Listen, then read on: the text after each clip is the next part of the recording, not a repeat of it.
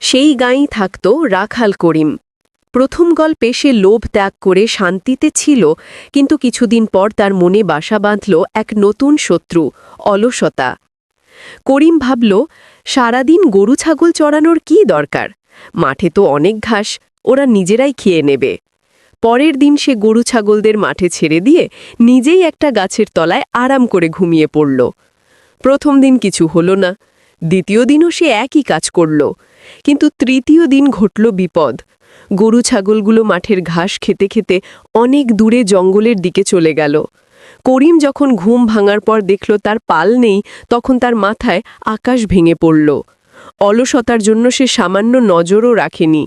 করিম ভয়ে কাঁপতে কাঁপতে খুঁজতে শুরু করল।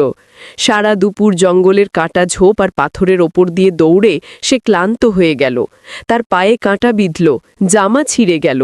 সে ভাবতে লাগল, ইস, যদি আমি অলসতা না করে সামান্য পাহারা দিতাম, তাহলে আজ এত কষ্ট করতে হতো না। অবশেষে বহু খোঁজার পর সে তার পালকে একটি গভীর খাদ বা গর্জ এর পাশে খুঁজে পেল। পালটি ছিল নিরাপদ, কিন্তু সেদিনের কষ্টের ফলে করিমের শরীরের সমস্ত ক্লান্তি যেন দূর হয়ে গেল। সন্ধে ঘরে ফিরে করিম শান্তিতে শুয়ে পড়ল না। সে নিজের হাত পা পরিষ্কার করল, গরু ছাগলদের জন্য রাতে থাকার জায়গা ঠিক করল এবং প্রতিজ্ঞা করল, আমার অলসতার এক মুহূর্তের ফল আমার সারা দিনের পরিশ্রমের চেয়েও বেশি কষ্ট দিয়েছে, আর কখনো অলসতা নয়। পরের দিন ভোর থেকেই করিম আবার মাঠে সবচেয়ে বেশি পরিশ্রমী রাখাল হয়ে উঠল। সে শুধু তার পালকে নয়, গ্রামের অন্য রাখালদেরও কাজে সাহায্য করতে শুরু করল। সে বুঝতে পারল, যে কাজ সহজ মনে করে এড়িয়ে যাওয়া হয়, তার ফল ভবিষ্যতে আরও কঠিন হয়।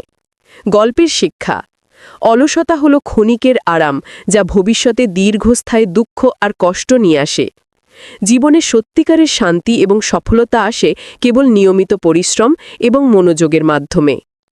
গল্পটি ভালো লাগলে লাইক, কমেন্ট, শেয়ার এবং সাবস্ক্রাইব করতে ভুলবেন না।